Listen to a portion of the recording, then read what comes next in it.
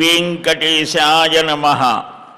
హరే రామ రామ రామ హరే హరే, హరే కృష్ణ కృష్ణ కృష్ణ హరే హరే. శ్రీకృష్ణ గోవింద హరే మురారే, హే నాథ నారాయణ వాసుదేవ. శ్రీకృష్ణ గోవింద హరే మురారే, హే నాథ నారాయణ వాసుదేవ. గోవింద జయ జయ గోపాల జయ జయ, గోవింద జయ జయ గోపాల జయ జయ. రాధారమణ హరి గోవింద జయ జయ. శుక్లాంబరధరం విష్ణుం శశివర్ణం చతుర్భుజం, ప్రసన్నవదనం ధ్యాయేత్ సర్వవిఘ్నోపశాంతయే. యస్య ద్విరదమగ్నాద్యాః పారిషద్యాః పరస్యతం, విఘ్నం నిఘ్నంతి సతతం విశ్వక్సేనం తమాశ్రయే. బ్రహ్మాదివందిత పదాంబుజ శంఖపాణి, శ్రీమత్సుదర్శన సుశోభిత దివ్యహస్త, కారుణ్యసాగర శరణ్య సుపుణ్యమూర్తే. శ్రీవేంకటేశ మమ దేహి కరావలంబం, శ్రీవేంకటేశ మమ దేహి కరావలంబం. శ్రీలక్ష్మీవల్లభారంభాం విఖనో మునిమధ్యమాం, అస్మదాచార్యపర్యంతాం వందే గురుపరంపరాం. నారాయణం నమస్కృత్య నరం చైవ నరోత్తమం, దేవీం సరస్వతీం వ్యాసం తతో జయముదీరయేత్. అస్మత్శ్రీ గురుచరణారవిందాభ్యాం నమః. పరమగురుభ్యో నమః. సర్వగురుభ్యో నమః. సూర్యేందుగ్రహణే యావత్తావగ్రాహ్యా జపాదిషు సంక్రాంతిషు సంక్రాంతిషు తు పర్వాసు సర్వాసు పుణ్యకాలో నిగద్యతే.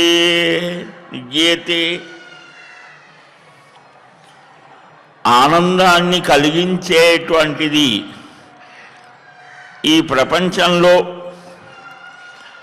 మనం ఏవైతే ఉన్నాయి అనుకుంటామో అవన్నీ కూడా తాత్కాలికమైనటువంటివే. అందువల్లనే పరమానందాన్ని కలిగించేటువంటి ఆ గోవిందుని యొక్క దివ్యనామాన్ని స్మరించాలి అని, ఆ నాలుక ఏ విధంగా అయితే నిరంతరం నామస్మరణలో మగ్నమైతే అంటే మునిగితే ఎంతటి ఆనందం కలుగుతుందో, భక్తిలో అలాంటి దివ్యానుభూతిని పొంది తాము పొందటమే కాదు తమ తర్వాతి వారు కూడా పొందాలి అని ఆకాంక్షించినటువంటి వారిని ఆచార్యులు అని అంటారు. అలాంటి వారిలో భీష్మాచార్యులు అని వింటాం. నిన్నటి రోజున ఆయన భీష్మాష్టమి ఉత్తరాయణ పుణ్యకాలంలో అష్టమి రోజున శరీర త్యాగం చేశారు. విష్ణు సహస్రనామాన్ని ఉపదేశించి అనేక ధర్మాలు పెద్దల ద్వారా ఉపాసించి యుధిష్ఠిరుడు మనవడికి బోధించాడు. ఎప్పుడు బోధించే అధికారం వస్తోంది అంటే పెద్దలని ఉపాసించంటే వారిని సేవించి వారి ద్వారా తెలుసుకొని తాను ఆచరించి వాటిలో వచ్చే సందేహాలన్నింటినీ తీర్చుకొని ఒక దృఢమైనటువంటి నిర్ణయం చేసుకొని అప్పుడు చెప్పాలట. అలాగా చేసినటువంటి వారిలో మనకు ఇద్దరు ఉన్నారు. ఆ అనుభవం సామాన్యంగా వేదాధ్యయనం చేసి శిష్యులకు అధ్యాపనం చేస్తూ ఇలాగా ఉండేవారిని ఆచార్య, ఉపాధ్యాయ, గురువు, ఉపాధ్యాయుడు, ఆచార్యుడు, ఇవి వేరు వేరు స్థానాలు. మనం అన్నిటినీ కలిపేస్తుంటే తాను అధ్యయనం చేసిన దాన్ని శిష్యులకు ఉపదేశం చేసేటువంటి అధ్యాపనం. ఉపదేశం అంటే మళ్ళా అది వేరు, మంత్రోపదేశం, తత్వోపదేశం. ఇది అధ్యాపనం. ఆ వేద మంత్రాలను సుస్వరంగా ఉదాత్త, అనుదాత్త, ప్రచయ ఇలాగా చెప్పేటువంటి దానికి అధ్యాపనం. అలా చేసేవారిని అధ్యాపకులు, ఉపాధ్యాయులు. ఒక భగవన్ మంత్రాన్ని ఉపదేశం చేయడం గురువు. శాస్త్రాధ్యయనం చేసి ఆ శాస్త్రంలో చెప్పినటువంటి విషయాలను తాను ఆచరిస్తూ తన మీద విశ్వాసం కలిగిన వారి చేత కూడా ఆచరింపచేసేవాడు ఆచార్యుడు. ఇప్పుడు మనం ఉపాధ్యాయుడు అంటే ఈ ప్రైమరీ స్కూల్స్లో, వీటిల్లో, హై స్కూల్స్లో అటు చెప్పేవాడిని టీచర్స్ అని, లెక్చరర్స్ అంటే ఉపన్యాసం ఇంకా సులభం. ఇదిగో ఇలా చెప్పుకుపోతూ ఉంటాడు, వాడికి అర్థమైందా లేదా అనే ప్రశ్న అక్కర్లేదు. వాడు కింద స్థాయిలో ఉన్నవాడికే ఆ బాధ్యత. ఇంకా పై స్థాయి ఆచార్య అంటే ప్రొఫెసర్స్ అంటామే, అక్కడికి ఇంకా ఈజీ. అది ఆ పుస్తకం చదువు, ఈ పుస్తకం చదువు అని గైడెన్స్ ఇస్తుంటారు. అంటే అంతగా వాడు పరిణతి పొందాలి అనేటువంటిది, అక్కడ వేరే ఉద్దేశం కాదు. అలాగా ఈ ఆచార్యుడు భీష్మ పితామహుడు ఇద్దరుని చెప్పుకున్నాం. ఎవరయ్యా? సామాన్యంగా వేదాధ్యయనం చేసేవారిని ఆచార్యులు అంటూ ఉంటారు. కానీ ఇక్కడ ఒక క్షత్రియుడిగా పుట్టి ధనుర్వేద ప్రధానంగా ఉండి ఇంకా వారికి అధ్యయనం ఉంటుంది, కానీ చెప్పటానికి తగినటువంటి స్థితి చాలా గొప్పది. అది ద్వాపర యుగంలో ఇద్దరికే వచ్చింది. భీష్మాచార్యుడు రెండో ఆయన, అసలు మొదట్లో ఉండవలసిన ఆయన కృష్ణం వందే జగద్గురుం. జగద్గురువు ఆయన శ్రీకృష్ణస్వామి. నోరు తెరిచి ఇదిగో ఇలాగ ఉండండి, విధి నిషేధాత్మకం అంటే ఇది చేయాలి, ఇది చేయకూడదు అని చెప్పినటువంటి, మన వాళ్ళు అంటుంటారు కదా ఆ రూల్స్ రెగ్యులేషన్స్, ఇలాగ చేయాలి, మనకు కూడా ఉన్నదే. అది మన జీవన వ్యవహారంలో చెప్పారు. ఇప్పుడు మనం ఆఫీసుల్లో వరకే అవి పాటిస్తున్నాం, జీవితంలో వదిలేస్తాం. జీవితంలో ఎలాగ చేయాలి, ఎలాగ ఉండాలి, ఎలాగ ఉండకూడదు, ఉంటే ఏమిటి, ఉండకపోతే ఏమిటి, అవి చెప్పేటువంటివే మనకు వేదం చెప్పినటువంటిదే ధర్మశాస్త్రాలు చెబుతాయి. ఈ ధర్మశాస్త్రాలు ఎక్కడి నుంచి వచ్చాయి? పురాణాలని ఆధారంగా చేసుకొని వచ్చాయి. ఆ పురాణాలకు ఆధారం ఏమిటి అంటే వేదమే. శృతి, స్మృతి, ఇతిహాస, పురాణ సమన్వయం అన్న వీటి ద్వారా ఒక్క విషయమే అనేక రకాలుగా చెప్పి మనల్ని కన్విన్స్ చేయటం అంటుంటారే, అట్లాగా ఇదిగో ఇలాగ చేయరానైనా మిత్రభావంతో చెబుతాయి పురాణాలు.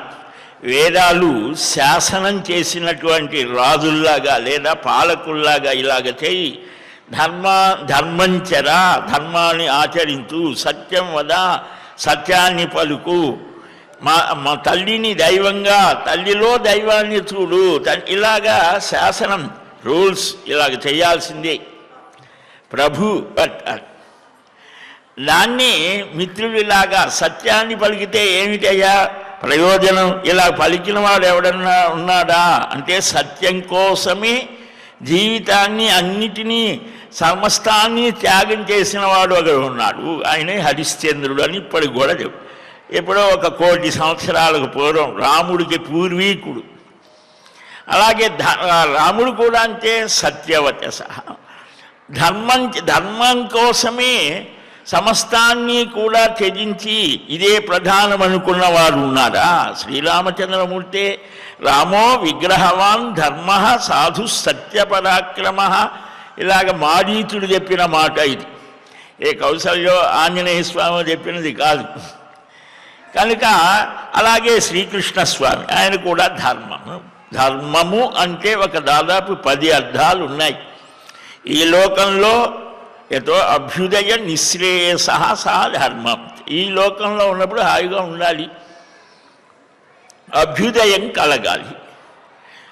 ఈ లోకాన్ని వదిలితే అక్కడ కూడా కొన్ని లోకాలు ఉన్నాయి అని మనకు చెప్తుంది. ఆయా లోకాలు ఊర్ధ్వలోకాలు ఉన్నాయి, మన క్రింద కొన్ని లోకాలు ఉన్నాయి, అధోలోకములు అని అంటారు. ఈ భువర్లోక సువర్లోక మహర్లోక జనోలోక సత్యలోకములు ఇంకా అసంఖ్యాకమైన ఉన్నాయి. పుణ్యకర్మలు చేసిన వాడికి ఇప్పుడు మనం ఒక 15-20 లక్షలు చేత పట్టుకొని వెళ్ళాం ఒక పెద్ద సిటీకి, అక్కడ ఒక సూట్ తీసుకున్నాం, లేదా ఫ్లైట్లో వెళ్ళాం, ఇదంతా ఏంటంటే మన సుఖం.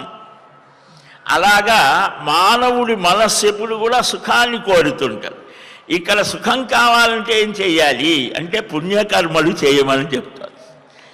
ఏం పుణ్యకర్మలు? వాపీకూప తటాకములు అంటే బావులు తవ్వించడం, చెరువులు తవ్వించడం, రహదారులు వేయడం, దేవాలయ నిర్మాణం చేయటం, వనప్రతిష్ఠ అంటే ఇప్పుడు పార్కులు లాంటివి అట్లాగా వేయడం, అందరికీ ఉపయోగపడే పనులు, ఇలాగా ఇవి యజ్ఞములు చేయించడం, ఇవి ఇష్టాపూర్తములు అని చెప్తాయి. ఇవి పుణ్యకర్మలు. ఈ పుణ్యకర్మల వలన ఫలం ఉంటుంది. ఆ ఫలానుభవం కోసం ఆయా లోకాలలో వారు ఆయా సుఖాలని పొందుతారు అని మనకు పురాణాల్లో వర్ణన వస్తుంది. వర్ణనే కాదు, మనకు యోగానంద ఒక యోగి ఆత్మకథలో ఆయన వ్రాస్తారు. వాడి గురువు గారు అగ్నిమయ శరీరంతో ఇప్పుడు నేను భువన్లోకం నుంచి వస్తున్నానని నన్ను స్పృశించవద్దంటారు. అప్పటికి ఆయన శరీరం వదిలివేశాడు. తాకవద్దంటే ఈయన తాకుతాడు. యువకుడుగా ఉన్నప్పుడు కాలిపోతుంది చెయ్యి. చాలా ఉన్నాయి ఉదాహరణలు, ప్రత్యక్ష అనుభవాలు చాలా ఉన్నాయి. కాబట్టి ఆయా లోకాలు ఉన్నాయి. ఆ లోకాలలో ఉండేటువంటి సాధన, అక్కడ కూడా సాధన చేద్దామనుకునే వారికి దానికి తగినటువంటి వసతులు ఉంటాయి, దాన్ని ప్రోత్సహించే గురువులు ఉంటారని కూడా మనకు చెప్పడం జరుగుతుంది. కనుక ఆయా లోకాలలో పుణ్యం, పాపానికి కూడా కొన్ని లోకాలు, ఒకటే లోకం అనుకోండి. ఇది కూడా ఒక రకంగా పాపానుభవం కోసమే అని. ఈ పుణ్యపాపాలలో కొట్టుమిట్టాడకుండా శాశ్వతమైనటువంటి తరగని ఆనంద స్థితి ఉన్నదా అది కూడా చెప్తారు. 3 ఈ తరగని ఆనంద స్థితికి మోక్షం అని పేరు. అంటే అక్కడ దుఃఖస్పర్శ ఉండదు. నీకు అది కావాలంటే అది దానికి తగిన సాధన కాదయ్యా, మేము ఇంకా ఏవో అసలు ఈ ఇంద్రియ సుఖాలు అనుభవించాలి అని అంటావా, ఇదిగో ఇది లేదు మా ఇష్టం వచ్చినట్టు నడుస్తామంటావా, అయితే పొందు. ఈ నరకానుభవాలు ఇవన్నీ వస్తాయి, పొందుతావా పొందు. ఎన్నో జన్మల తర్వాత మళ్ళా ఎక్కడికో వచ్చినప్పుడు ఆ ఆ చక్రవర్తి ఒక చక్రంలాగా తిరిగినప్పుడు మళ్ళా అనే పరిణామ స్థితిలో నువ్వు మళ్ళా అక్కడికి వస్తావు. వచ్చినప్పుడు అప్పుడు నీకు జన్మాంతర సంస్కారం చేత కలిగింది. ప్రతివాడికి ఉత్తమ స్థితి కలుగుతోంది. ఎప్పుడు అనే దాని దగ్గరే ప్రశ్న. నీకు ఇప్పుడే కావాలంటే ఇదిగో ఇది, ఎప్పుడైనా పర్వాలేదంటావా అది. యథేచ్ఛసి తథాకురు. మన సనాతన ధర్మంలో ఉన్న గొప్ప విశేషం ఇదే. ఇతరులాగా ఇది చేయకపోతే నరకానికి పోతావు, ఇది చేయకపోతే అది, నిజమే. కానీ నీ ఇష్టం, ఛాయిస్ నీదే. శ్రీకృష్ణస్వామి అర్జునుడికి అన్నీ చెప్పి నీ ఇష్టం యథేచ్ఛసి తథాకురు, నీకు ఏది ఇష్టమైతే అది చేయాలి. మనకు కూడా మన మహర్షులు అదే చెప్పేది. ఉత్తమమైన జ్ఞానాన్ని ఇచ్చారు, నీవు ఏది బుద్ధి వికాసం ఉన్నది నీకు, ఎవరి యోగ్యతను అనుసరించి వాడుకోతూ. అందుకని భీష్ముడికి వయ్యాఘ్రపద నిన్నటి రోజున తర్పణ ఇస్తారు. భీష్మ పంచక వ్రతం అంటారు. అష్టమి, నవమి, దశమి, ఏకాదశి, ద్వాదశి అంటే దగ్గరగా ఉన్నది కాబట్టి ఈ రేపు వచ్చే ఎల్లుండి వచ్చే ఏకాదశిని భీష్మ ఏకాదశి అని పిలిచారు. విష్ణు సహస్రనామం ఆ రోజు ఎన్నిసార్లు పఠిస్తే ప్రతి ఏకాదశికి చదవాల్సిందే, చదివితే కనీసం 12 సార్లు అయినా చదివితే మంచిది అనేటువంటిది. ప్రతిరోజు చదివే అభ్యాసం ఉంటే చాలా ఆనందంగా ఆ నామస్మరణ చేత ఉత్తమమైన స్థితి కలుగుతోంది. ఆ నామ వివేచన చేయడం చేత అర్థం తెలుసుకుంటూ చేస్తే ఇంకా గొప్ప స్థితి కలుగుతోంది. దాని యొక్క సాధన చేయడం చేత దాని పరమ లక్ష్యాన్ని పొందడం జరుగుతోంది. కనుక ఈ 5 రోజులు కూడా భీష్ముని స్మరించుకోవడం. ఈయన మామూలుగా పుట్టాడు, వసువులు అని ఉన్నారు, అష్టవసువులు. ఆ అంశతో వచ్చినటువంటి దానికి కూడా ఒక పెద్ద గాథ ఉన్నది. అంటే మనుష్యుడు ఒక్కొక్కసారి పొరపాటు చేస్తాడు, పొరపాటు పడవచ్చు, కానీ తెలిసి తప్పు చేయకూడదు. తప్పు చేయటం వేరు, పొరపాటు పడటం వేరు. అయినా సరే తెలిసి కూడా తప్పని తెలిసి కూడా తప్పనిసరిగా తప్పులు చేస్తాం, అవి మనకు కూడా తెలిసిందే. కానీ దానికి పశ్చాత్తాపం కూడా ఉన్నది. అందుకనే ప్రాయశ్చిత్త కర్మలు విశేషంగా చెప్పారు మనకు. కనుక ఇక్కడ భీష్ముడు ఒకసారి అష్టవసువుల్లో ఒక వశిష్ఠ మహర్షి ఆశ్రమానికి వెళ్ళాడు. 8 మంది నిన్న చెప్పుకున్నాం కదా, దేవతలు అంటే పరమాత్మ యొక్క ప్రభుత్వంలో ఒక ఉన్నతోద్యోగులు లాంటి వారు. మనకు ప్రభుత్వంతో సరాసరి మనం వెళ్ళి డైరెక్ట్గా ముఖ్యమంత్రితో మాట్లాడే స్థాయి కాదు కదా, లేదా ప్రధానమంత్రి మాట్లాడచ్చు అనుకోండి, ఇప్పుడేవో పెడుతున్నారు కదా, అలా కాకుండా అట్లాగే భగవంతుడితో కూడా సాక్షాత్తుగా సంభాషించేటువంటి అతి సామాన్య భక్తుడికి కూడా ఆ స్థితి ఉంటుంది. కానీ ఎక్కువ శాతం ఎలాగా ఈ దేవతలు సామాన్యమైనటువంటి దీంట్లో ఉన్నవాడు లౌకికమైనటువంటి కోర్కెలు ఉన్నప్పుడు వాడు ఎలాగా అంటే ఈ దేవతలని ఆరాధిస్తే భాగవతంలో ఆరంభంలో వస్తారు. ఈ దేవతలు వేరు, దేవుడి వేరు అని దివ్యమైన తేజస్సుతో ఉంటారు. తేజోరూపము అని మనది పాంచభౌతికమైన స్వరూపం. అంటే అది భూమి, నీరు, నిప్పు, గాలి, ఆకాశం పంచభూతాలతో సమ్మిళితమైన మిశ్రితమైనది ఈ పాంచభౌతికం అంటారు ఈ శరీరాన్ని. ఇంకా ఒక శరీరం వస్తారు, నరక యాతనుడు, యాతనా శరీరం అంటారు, అది ఇలాగ ఉన్నాయి. ఆయన వచ్చి వశిష్ఠ ఆశ్రమంలో వాళ్ళు తిరుగుతున్నారట. అక్కడ కామధేనువు కనిపించింది. ఆ కామధేను చాలా బాగుంది. ఈ వచ్చినటువంటి వారిలో ఒక వసువు భార్య, ఇది చాలా బాగుందండి, ఇది మనం తీసుకెళ్దాం. పాపం భార్య కోరిక తీర్చాలని తీసుకెళ్ళి వశిష్ఠుడికి తెలిసింది. ఈ కోపం వచ్చి ఈ వసువులందరినీ శపిస్తాడు, భూలోకంలో పుట్టామని. సరే మేమంతా కాదులే అని అడ్జస్ట్మెంట్ చేసుకొని వారందరి యొక్క ప్రతినిధిగా భీష్ముడు వస్తాడు. దీర్ఘకాలం జీవించాడు. ఎంత గొప్ప స్థితి అనంటే ఆ భీష్మ పితామహుడు వంశాన్ని నిలబెట్టే ప్రయత్నం చేశాడు. తాను విచిత్ర వీర్యుడు, ఈ వీరి తరఫున తాను రాజ్యపాలన చేశాడు, మళ్ళా వాళ్ళకి ఇచ్చాడు. ఆ సింహాసనం మీద ఎవడు కూర్చుంటే వాడికి నేను ఒబీడియంట్లీ, ఆ వాడి చెప్పినట్టే నేను కూడా నడుస్తానన్నాడు. అందువల్లనే కట్టుబడిపోయాడు. ధృతరాష్ట్రుడు చేసే పనులన్నిటినీ కూడా అంగీకరించవలసి వచ్చింది.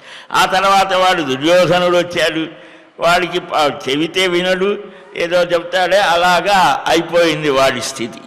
అయినా సరే ఆ వాడి పక్షంలోనే ఉన్నాడు. దానికి కూడా అనేక కారణాలు. శ్రీకృష్ణ స్వామిని చూస్తూ యుద్ధం చేయాలట. క్షత్రియ యోధుడికి శరీరాన్ని ఏదో వృద్ధాప్యంలో మంచంలో పడో లేకపోతే అలాగనో ఎలాగనో గడపటం అనేది వాడికి ఇష్టం ఉండదు. ఒక యోధుడు యుద్ధంలో అయినా శరీరం వదలాలి, లేదా యోగ శక్తితో అయినా ప్రాణాలు వదలాలి.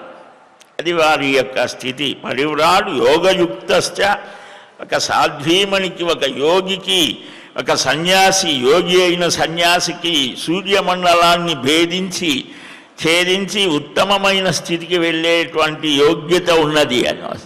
అందుకని ప్రతిపక్షంలో ఉన్నాడు ఆయన భీష్ముడు. యుద్ధం కుప్పించి ఎగసిన కుండలంబుల కాంతి గగన భాగం వెళ్ళ కప్పికొనగా భాగవతంలో వస్తారు. అర్జునుడి మీద బాణప్రయోగం చేస్తున్నానని నెపంతో తన ఇష్టదైవమైన శ్రీకృష్ణుడి మీద కూడా బాణాలు బాగా సంధించారు. పంచోపనిషన్మయమైన శరీరం అనిట కృష్ణుడిది, మామూలు మన పాంచభౌతికం కాదు. అయినా సరే బాణాలతో నొప్పించాడు. ఆ నొప్పి కలిగింది. బాధ కలిగేసరికి ఆయన కూడా వెంటనే లేచి ఒక అభినయం చేశాడు. భీష్ముని మీదకు దూకాడు. రావయ్యా కృష్ణ, నన్ను చంపేశాయని. ఎందుకనంటే మహాత్ములు మృత్యుం ప్రియ అతిథి, మృత్యువుని ఒక ప్రియమైన అతిథిలాగా పిలుస్తారట. వారి శరీరం మీద అంతటి స్థితి ఉండదు. అలాగ వస్తూ ఉంటే రా కృష్ణ అని అంటూ ఉంటే అర్జునుడు కాళ్ళు గట్టిగా పట్టుకొని, ఎక్కడికి వెళ్తావు బావా, అలాగ వెళ్ళకూడదు, నేనున్నాను కదా, నా స్థితిని నీవు తక్కువ చేసినట్టు అవుతోంది, నాకు అవమానం కలిగినట్టు అవుతోంది అంటే అర్జునుడికి కూడా ఒక చురుకు గలగాలి. తాతగారు ఆ యుద్ధంలోకి దిగిన తర్వాత తాత లేదు, మనవడు లేదు, ఏం లేదు, కర్తవ్యమే కదా, ధర్మమా అధర్మమా రెండే రెండు. ఆయన కూడా కొంచెం చురుకు కలిగించాలని అలాగ దూకాడు. ఆ దూకటం ఎలాగట, కుప్పించి ఎగసిన కుండలంబుల కాంతి. ఇక్కడ చెవులకు ఉంటాయి మకర కుండలములు అని ఉంటాయి. ఆ గండ స్థలాన్ని ప్రకాశవంతం చేస్తాయట. అవి కదిలేసరికి ఆ కాంతి ఆకాశం అంతా వ్యాపించిందిట. పైనున్న పచ్చని పటముజాల, ఆ చక్కని ఆ వస్త్రం పట్టు పీతాంబరం జారిందిట. అలాగా వచ్చేటువంటి శ్రీకృష్ణ స్వామిని స్వాగతం పలుకుతాడు భీష్ముడు. ఎంతటి దురవస్థ పొందాడు. ఎందుకని సింహాసనం మీద కూర్చున్న వాడికి నేను కట్టుబడి ఉంటాను, దానికి కట్టుబడి ఇది ధర్మమా? అదే ద్రౌపది అడుగుతోంది, నేను ధర్మ విదితనా అధర్మ విదితనా, నన్నోడి తన్నోడినా నన్నోడి తన్నోడినా చెప్పయ్యా అంటే ఏమి మాట్లాడలేదు. ఎందుకు మాట్లాడలేదు అని అంటే ఆ దుర్యోధనుడి అన్నం తిని తిని తిని బుద్ధి పని చేయలేదంట. ఆహారం వల్ల అదొక్కటేనా, ఇంకా అనేక కారణాలు. అందుకనే ఆ భీష్ముడు అధర్మపక్షంలో ఉన్నాడు కాబట్టే క్రింద వాడు ఎవడి ధర్మాన్ని వాడు పాటించాడు. ఎంత విచిత్రమైనటువంటిది. మనం అనుకుంటాం విష్ణు సహస్రనామం చేయటానికి ఒక అరగంట కూర్చోవడం కొంచెం ఇబ్బందికరంగా ఉంటుందండి అంటే, భీష్మ పితామహుడు ఆ బాణాల అంపశయ్య మీద పడుకొని చెప్పాడే. మనం ఒక సూది గుచ్చుకుంటేనే అమ్మా అంటామే, బాణాల మీద పడుకున్న వాడికి ఎంత బాధ ఉంటుంది. అదే అనంటే నేను ఎలాగయ్యా, నువ్వే కదా అంటే నీకు దాన్ని సహించేటువంటి శక్తిని, దాన్ని నుంచి బయటపడేటువంటి శక్తిని ఇస్తున్నానని తాను కూడా చేతులు కట్టుకొని విన్నాడు. ధర్మాలన్నీ విన్నాడు, విష్ణు సహస్రనామం అదంతా విన్నాడు. కనుక ఇంతటి గొప్పవాడు భీష్మ ఆచార్యుడు అయ్యాడు. అక్కడ ధర్మాన్ని తాను ఆచరించి తాతగారిని అడగవయ్యా అన్నాడు.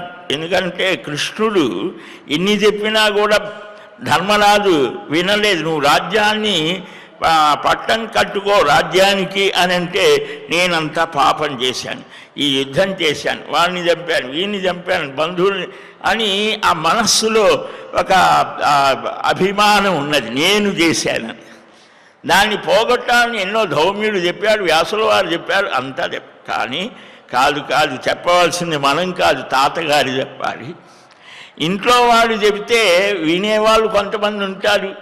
ఆకేళగిరివాడు అరే తీసుకొని వెళ్ళాడు, నువ్వు చెప్పవయ్యా అంటే, నేను చెప్పేది ఏమిటి కృష్ణ, నా అంత్యకాలంలో నీవు నా దగ్గర ఉండాలి. అందుకనే భీష్ముడు పితామహుడయ్యాడు. ప్రతి సర్వమానవులు కూడా భీష్ముడికి తర్పణ ఇవ్వమన్నాడు, భీష్మ తర్పణం అన్నాడు. వయ్యాఘ్రపద గోత్రోద్భవుడైనటువంటి ఆ భీష్ముడు తాతగారి మనకి ఎన్ని ధర్మాలు చెప్పాడో వ్యాస భారతంలో శాంతి అనుశాసన పర్వాల్లో అన్ని ధర్మాలే. అసలు పర్పస్, అసలు లక్ష్యం అది. ఏమిటది? ధర్మాలు బోధించడం. మనం ధర్మాలు ఒట్టిగా చెప్పారనుకోండి ఏందో విసుగ్గా ఉంటుంది. కానీ అదిగో దుర్యోధనుడు ఇలా చేశాడు, ధర్మరాజు ఇలా ఉన్నాడు, తెలిసి ఎలా వెళ్ళాడు ధర్మరాజు. ధర్మరాజు ధర్మాత్ముడా వ్యసనపరుడా అని అడుగుతూ ఉంటే ఇదేదో చాలా బాగుంది అని భారతం అంతా చదువుతాడు వాడు.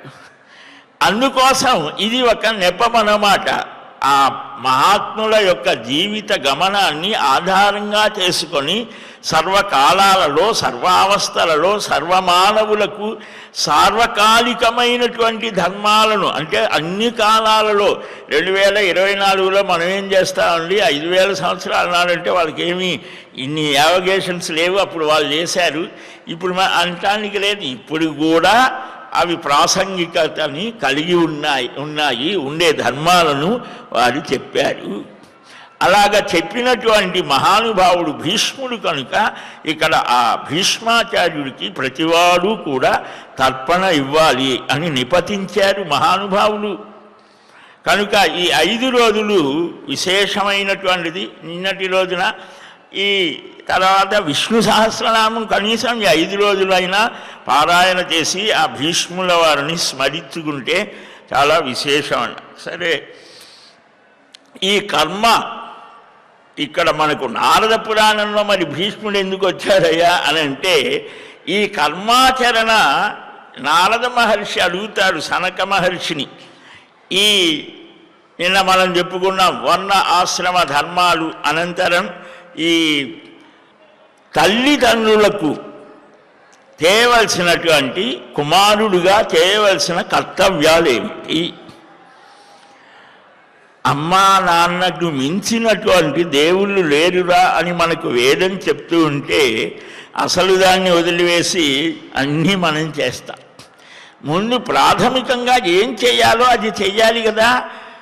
ఈ తల్లి తండ్రి జీవతో వాక్యకరణాత్, తల్లికి ఎంత సేవ చేసినా నీవు రుణాన్ని తీర్చుకోలేవు. తర్వాత వస్తోంది ఆ గర్భవాసంలో ఆ తల్లి ఎంత బాధపడుతుందో, ఆ ప్రసవ వేదన, ఆ తల్లిని గర్భం నుంచి మనం బయటకు వచ్చేటప్పుడు ఎంత రక్తాన్ని పీల్చివేస్తామో, రక్త బీజులం అయిపోతుంది ప్రతివాడు.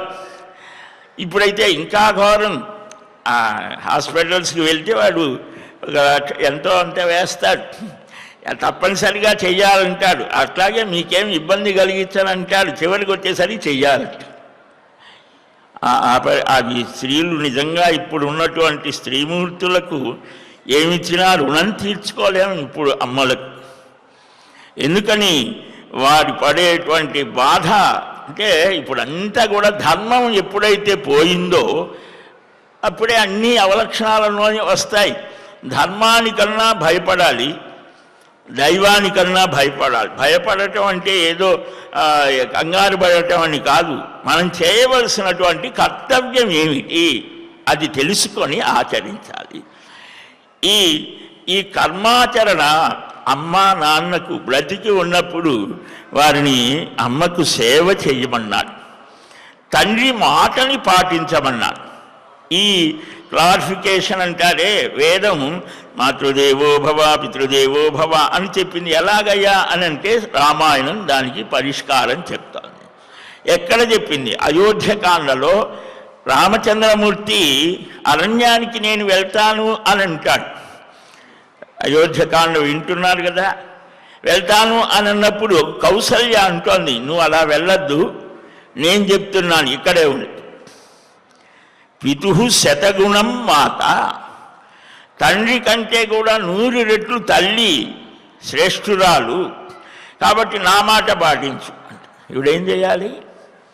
తండ్రి మాట వినాలా తల్లి మాట వినాలా అని అన్నప్పుడు రామచంద్రమూర్తి అక్కడ వివరణ చేశాడు. ధర్మము ధర్మ సూక్ష్మము ఉంటుంది. రామాయణ మహాభారతాలంటే కేవలం కథాభాగమే కాదు, మనం ఆ కథలో ఉన్నటువంటి ధర్మ సూక్ష్మమేంటి అంటే అప్పుడు ఆయన చెప్తాడు, అమ్మా నీకు భర్త, నాకు తండ్రి. మొట్టమొదట ఆజ్ఞ ఇచ్చింది ఎవరు? తండ్రి గారు. ఆయన ఆజ్ఞను నువ్వు పాటించాలి, నేను పాటించాలి. కాబట్టి అదే మొదట నువ్వు చెబితే దాని కథ వేరు. ఇప్పుడు నేను తండ్రి గారి ఆజ్ఞను పాటించాలి, దానికి నువ్వు సహకరించాలి. నా మీద మోహంతో, పుత్ర వాత్సల్యంతో ఇలాగ ధర్మాచరణకు ఆటంకం కలిగించవద్దు అని అమ్మకు ఎలాగ చెప్పాలో చాలా విస్తృతమైన చర్చ ఉంటుంది. లక్ష్మణుడు మనకు చాలా దగ్గరవాడు. నాన్న ఏమిటయ్యా, నాన్న ఎంతవరకు? ఒక స్థాయి వరకే. మనకు అడ్డు వస్తే తీసుకెళ్ళి జైల్లో అయినా పడేస్తానంట. అంటే దైవమేవ పరమణ్యే పౌరుషంతు నిరర్ధకం. అక్కడ దైవ పౌరుష చేయవలసినటువంటి దైవం అనే దానికి పూర్వజన్మ కర్మ అని కూడా. పురుష ప్రయత్నం, మానవ ప్రయత్నం ప్రధానమా, దైవానుగ్రహం ప్రధానమా, విధి ప్రధానమా, ఇలాగ చాలా చర్చలు ఉన్నాయి. అప్పుడు ఆమె చక్కగా ఆమె బాధని పోగొట్టుకొని ఏ ధర్మమైతే నీవు రక్షిస్తోంది అని విశ్వసిస్తున్నావో, ఎం పాలయసి, నువ్వు ఆచరించే ఆ ధర్మమే నిన్ను ఎక్కడ ఉన్నా నిన్ను రక్షించుగాక. ఆ మంగళాశాసనం చేస్తోంది కౌసల్యమాత, అయోధ్యకాండలో వస్తుంది. తత్తే భవతు మంగళం అని. అలాగా ఆ తల్లి యొక్క ఆ అనుగ్రహాన్ని పొంది తాను అరణ్యానికి బయలుదేరుతాడు. అక్కడ పురుష ప్రయత్నము దైవ స్థితికి ఈ రెండిటిలో ఎలాగా సమన్వయం అనేది వస్తుంది. మహాభారతం, రామాయణం ఇవి ధర్మ చర్చలకు కూడా ఒక వేదిక. వేదం చెప్పినటువంటి దాన్ని విస్తరించడానికి, వివరించడానికి వచ్చాయి. ఆ దృష్టితో చూడటం కూడా మనం నేర్చుకోవాలి. అందువల్ల ముందు కర్మాచరణ, ఈ కర్మసిద్ధి ఎలా కలుగుతుంది, ఈ తల్లిదండ్రుల రుణాన్ని ఎలాగ తీర్చుకోవాలి. ఈ శరీరం మనకు వచ్చిందంటే తల్లిదండ్రుల వల్లే కదా. తల్లి మనల్ని మలమూత్రాలు ఎత్తివేసి 20 సంవత్సరాల దాకా మన బాగోగులు చూస్తోంది. చివరి ఆ 20 సంవత్సరాలు మనం చూడాలి. ఇది ధర్మం. అలా కాకుండా ఎక్కడ పడితే అక్కడ వదిలివేసేటువంటి ప్రబుద్ధులు కూడా తయారు. దానికి తగినట్టుగా వారి వారి ఇబ్బందులు, వారి వారి స్థితులను అనుసరించి అవకాశం ఉన్నా కూడా చూడకపోతే దానంత దౌర్భాగ్యం మరొకటి లేదు.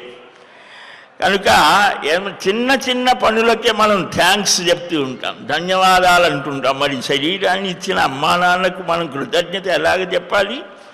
అందుకోసమే బ్రతికి ఉన్నప్పుడు వారికి సేవ తల్లికి సేవ చేయాలి. తండ్రి కూడా చెయ్యకూడదని కాదు, ప్రధానమైనది ఇది. తండ్రి చెప్పినటువంటి మాటను పాటించాలి, మనకు జ్ఞానాన్ని కలిగిస్తాడు.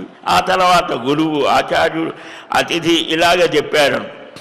ఈ బ్రతికి ఉన్నప్పుడు ఇలాగ శరీరం వదిలినప్పుడు వారికి ఔర్ధ్వదైహిక క్రియలు అంటారు. ఈ శరీరం వదిలిన తర్వాత కూడా ఇంకొక శరీరం వస్తోంది. ఆస్తికుడు అనంటే అస్థి అంటే కేవలం భగవద్విశ్వాసం ఉన్నదనే కాదు. అంటే ఈ శరీరాన్ని వదిలిన తర్వాత కొన్ని లోకాలు ఉన్నాయి అని మనం వేదం ద్వారా విశ్వసిస్తాం. కాబట్టి అస్థి ఉన్నాయి, అలా ఉన్నాయనో ఆస్తికు. అవి నాస్తి లేవయ్యా, ఇవి ఇప్పుడు ఇక్కడే ఈ శరీరంతో ఉన్నాం, ఇదే సత్యం. హాయిగా తిన్నాం, అప్పులు చేసైనా హాయిగా తిని హాయిగా విహరిద్దాం. ఈ ఉన్నంత వరకు ఇది సహజంగా వచ్చేసింది.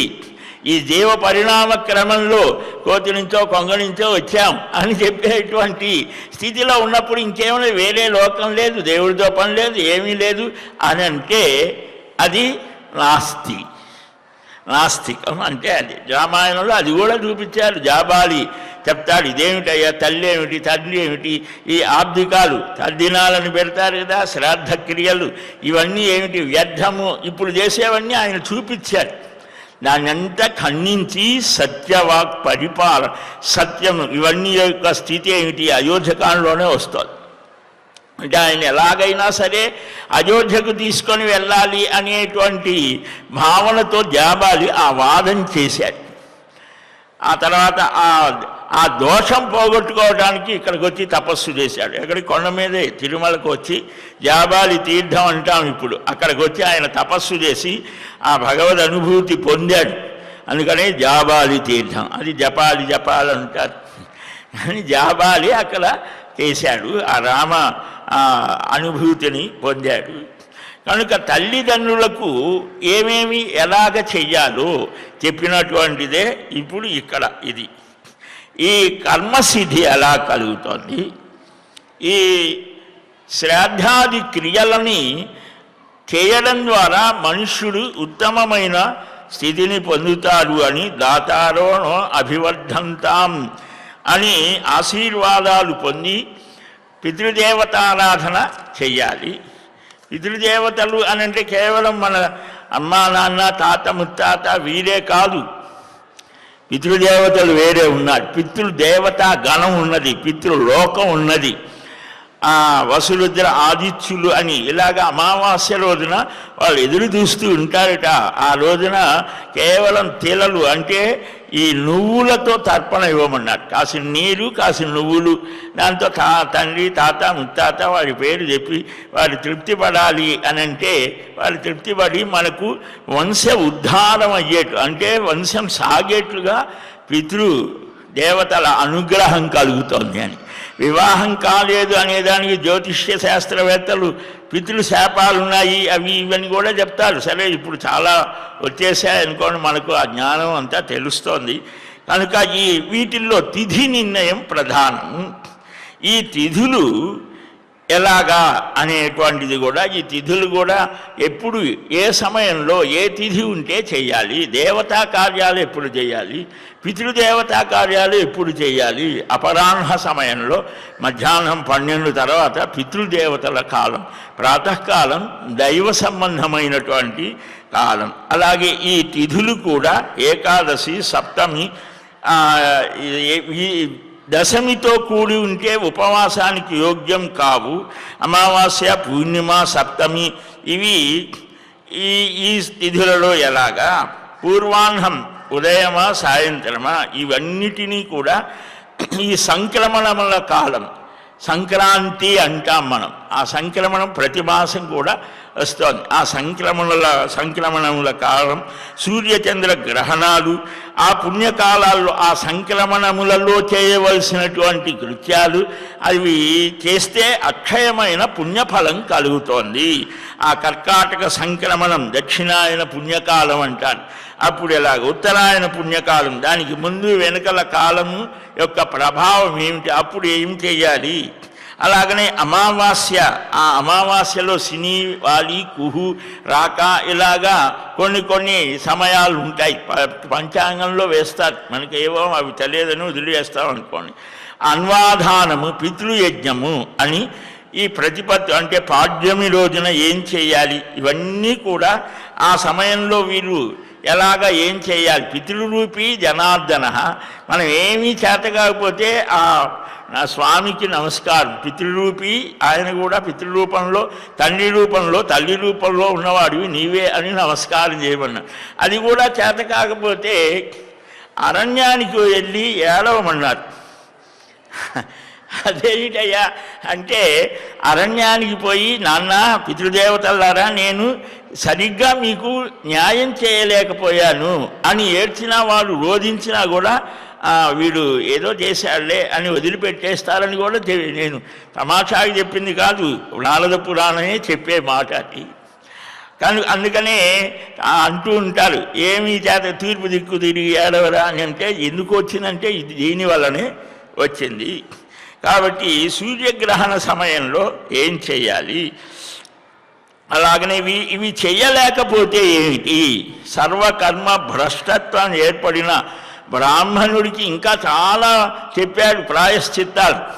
అంటే వాడు చెయ్యాలి. ఎందుకు చెయ్యాలి అంటే వాడు ఇతరులకు చెప్పాలి అనేవాడు చెయ్యాలి, లేకపోతే ఆ మాటకు బలం ఉండదు అని వాడికి అనేకమైనటువంటివి ఈ మహాపాతకాలు, వాటికి ప్రాయశ్చిత్తాదులు కూడా చెప్పడం జరిగింది. ఆ విశేషాలు యథాశక్తిగా మనం మండూక పులితి న్యాయం అంటారు. 200కు పైబడిన అధ్యాయాలు ఉన్నాయి.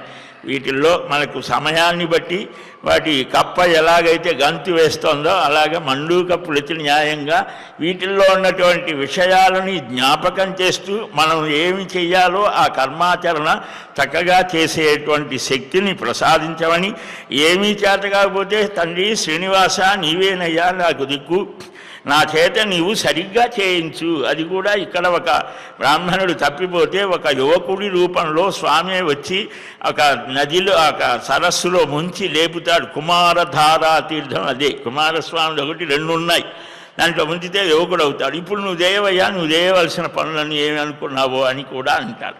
కాబట్టి మనం ఏం చేయాలో దానికి తగిన విజ్ఞానాన్ని, వికాసాన్ని, శక్తిని కూడా ప్రసాదించమని వేడుకోవాలి. ఆయన ఇచ్చినటువంటిదే కదా శృతి స్మృతి మమైవాజ్ఞ. ఈ వేద ఇతిహాసాలన్నీ కూడా స్మృతులన్నీ నావే, నా ఆజ్ఞ అని అన్నాడు. దాన్ని మనం పాటిస్తే ఆయనకు సంప్రీతి కలుగుతోంది. అట్టి శక్తిని ఇవ్వమని ప్రార్థిద్దాం. హరే రామ రామ రామ హరి హరే, హరే కృష్ణ కృష్ణ కృష్ణ హరే హరే, హరే రామ రామ రామ హరే హరే, హరే కృష్ణ కృష్ణ కృష్ణ హరే హరే. వెంకటేశ వెంకటేశ వెంకటేశ పాహి మాం, శ్రీనివాస శ్రీనివాస శ్రీనివాస రక్ష మాం. స్వస్తి ప్రజాభ్యః పరిపాలయంతాం న్యాయ్యేన మార్గేణ మహీం మహీషాః. గోబ్రాహ్మణేభ్యः శుభమస్తు నిత్యం. లోకాः సమస్తాः సుఖినో భవంతు. స్వస్తి ప్రజాభ్యః శ్రియఃకాంతాయ కళ్యాణ నిధయే నిధయేర్ధినాం. శ్రీవేంకటనివాసాయ శ్రీనివాసాయ మంగళం. బలం విష్ణోః ప్రవర్ధతాం సర్వం శ్రీకృష్ణార్పణమస్తు. వాసుదేవ నారాయణ ముకుంద మాధవ శ్రీహరి గోవింద వాసుదేవ. 7 కొండలవాడ వెంకటరమణ గోవింద గోవింద గోవింద.